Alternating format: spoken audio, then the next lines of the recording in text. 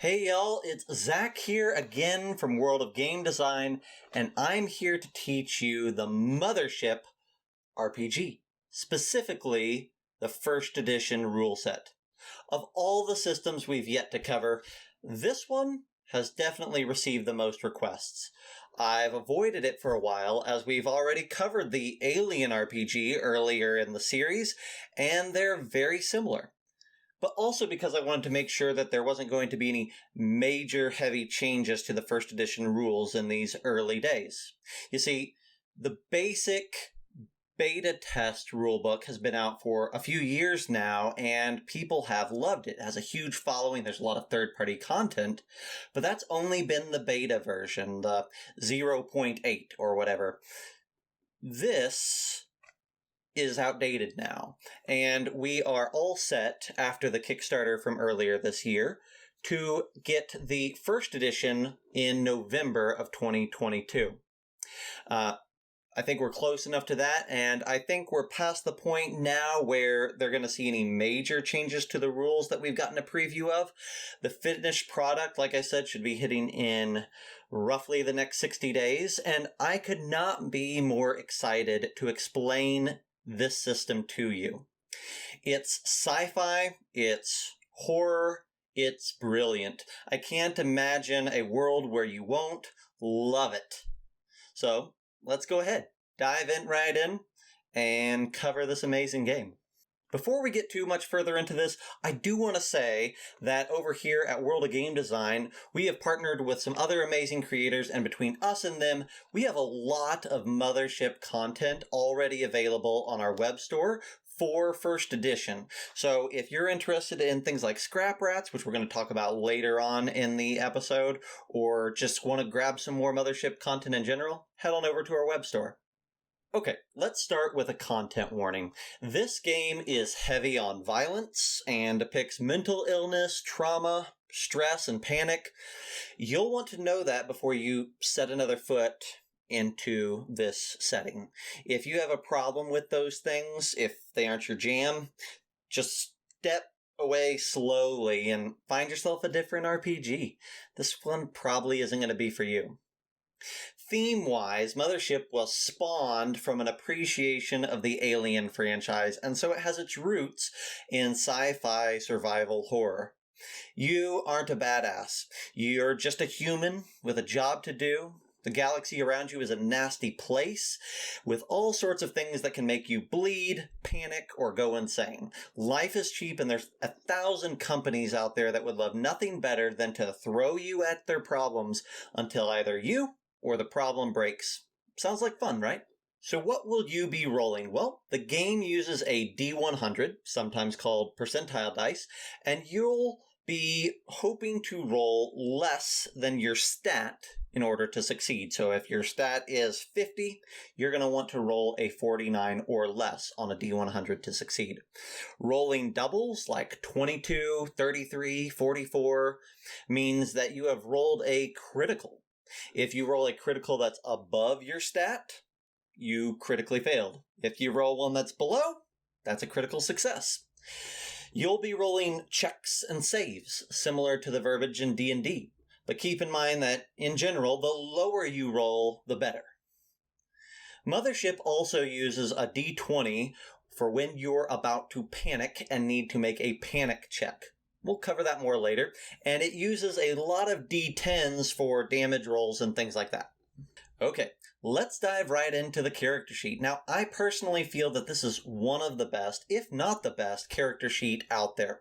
It's clean, it's elegant, and it also serves as a walkthrough presentation for building your character.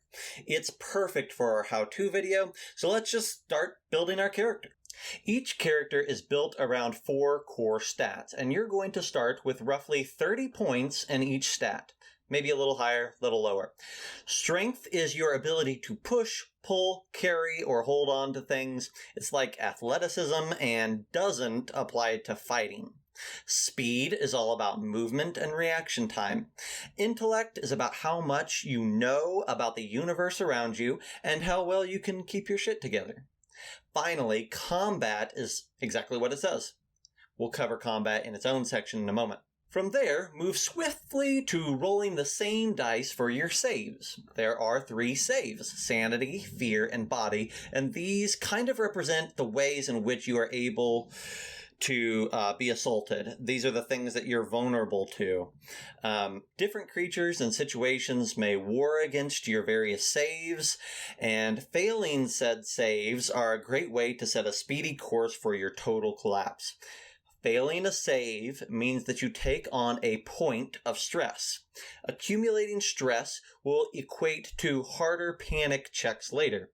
Again, we'll cover panic in just a bit. Basically, though, failing saves is bad and sets you up for losing control later. Now we come to something that isn't random, something you get to choose yourself: selecting your class. There's 4 classes to choose from: Marine, Android, Scientist, and Teamster, and each one modifies your stats and saves, in addition to perhaps a few other things. While the others may be somewhat self-explanatory, Teamster might be a new term for you. Think of Teamsters like general crew members on a spaceship. Now we come to health. Health is set up in 3 quadrants and up to 3 wounds. As you lose health, you'll have the potential to go down a quadrant. Every time you do, you'll also lose a wound and have to roll on a wound table. Wounds are additional effects or conditions that apply to your character. Wounds can range in severity from no big deal stuff like falling down or dropping an item, all the way up to dying. Doesn't matter how much health you still have left, you're just gonna die. Some enemies deal damage that applies directly to wounds, initiating that roll even if you haven't lost that number of hit points. Now we can come to stress and its partner, panic. This is where you'll record your growing stress score. Each time you fail a saving throw or a check, basically anytime you fail on a D100 roll, you'll have to add a stress point to your score.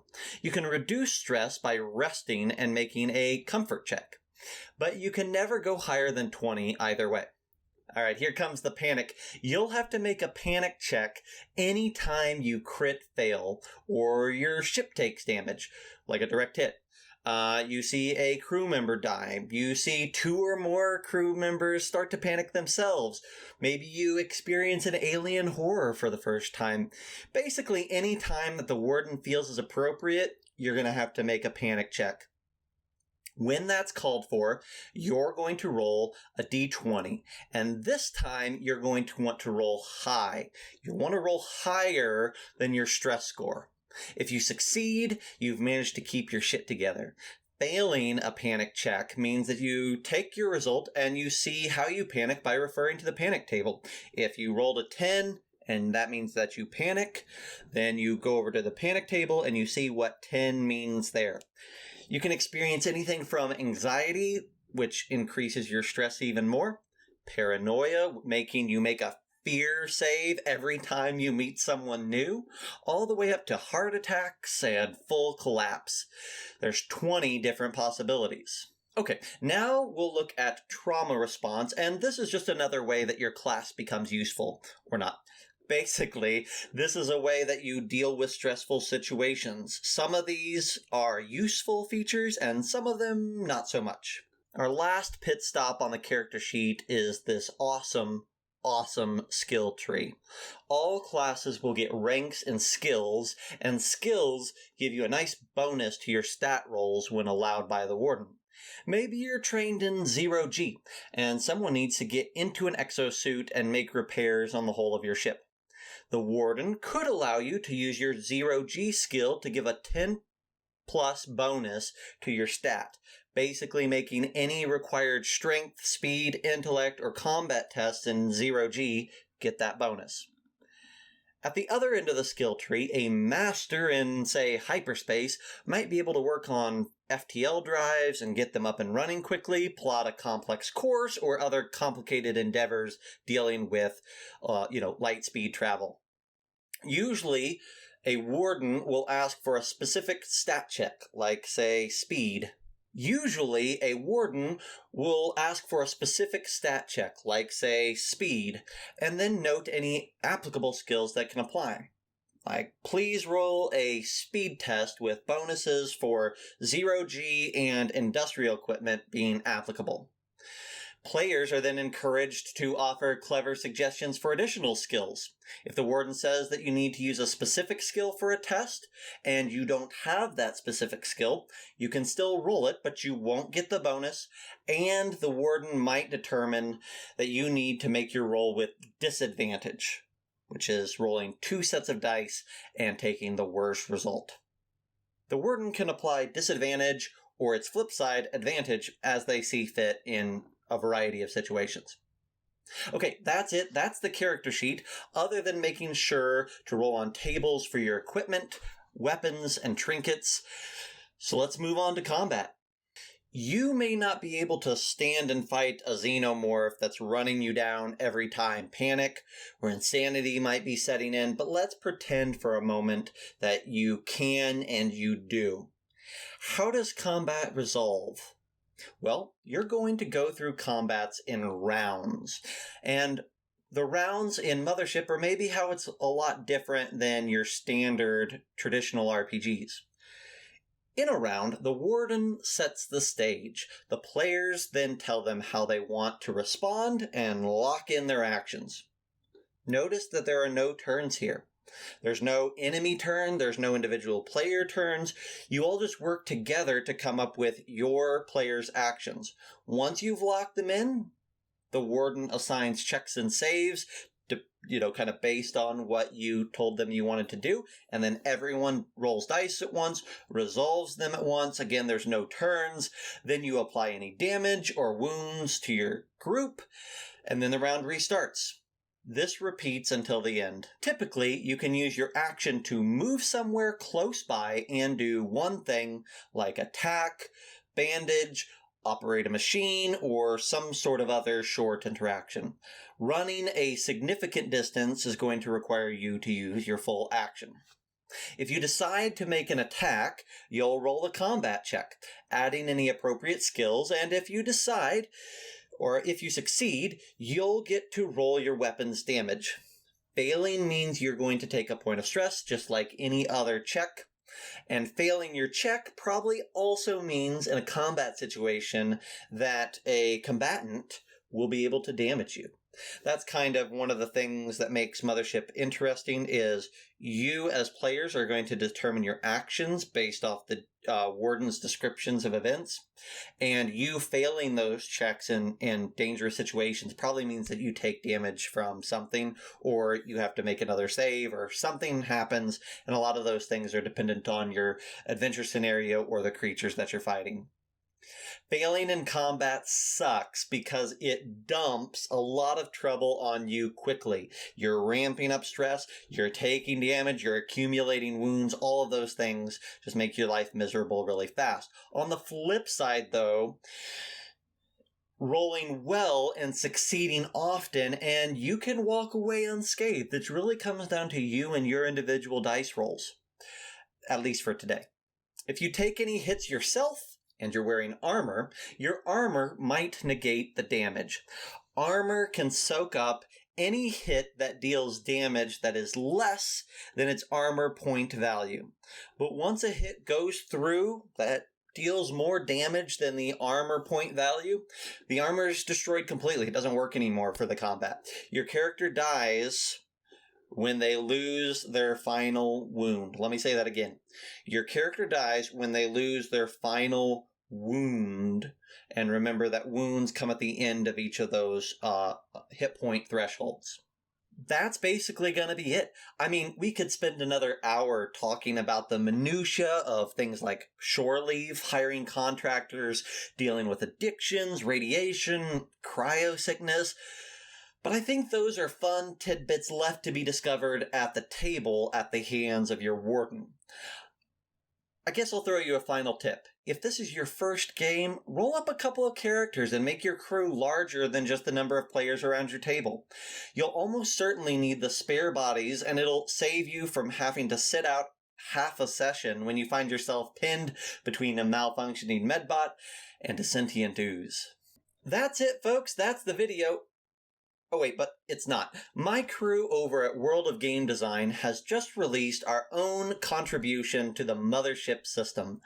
Scrap Rats. Scrap Rats takes the Mothership rule set and winds it back a half step, encouraging you to make simpler characters that serve as scrappers scouring the galaxy for salvage. You're not a marine or a scientist, you're a grunt. And this is a galaxy filled with unspeakable terrors and unknowable artifacts. You're in over your head, and that's the fun of it. Can you survive long enough to earn a bit of coin or get a real career as a soldier or a marine, a scientist, whatever? Most won't, but why not give it a try? The core rulebook for Scrap Rats is available for pre-order in our store right now and will be going live completely available in just a few weeks. We're already starting to roll out supplementary adventures, bestiaries, and setting guides for it, and like I mentioned earlier, we've also partnered with some really great creators in the Mothership space to expand our offering over on the website. We think you're really going to enjoy our corner of the game, and we'll post all the important links in the show notes. If you dig this video, consider subscribing to our channel. We have a lot of great content and different playlists all centered around getting you into more RPGs and making those games better. We've got an Alien RPG how to play if you want to check out the difference in that system and a lot of other stuff. We also have a podcast, and it's called Geeks Can't, and it features myself and a few of my Yahoo Game Master friends chatting about topics that came up at our tables. We're talking about Kickstarters, RPG news, and interviewing creators by the dozens. Go give us a listen if podcasts are your thing. And it's also recorded live right here on YouTube, also on Twitch and Facebook, each and every week. You can expect a video like this about a different system every few weeks. In between, we're going to be dropping RPG reviews, we're going to be interviewing creators, we're going to be, there's a lot of stuff we do over on this channel. Until then, I guess we'll see you next time.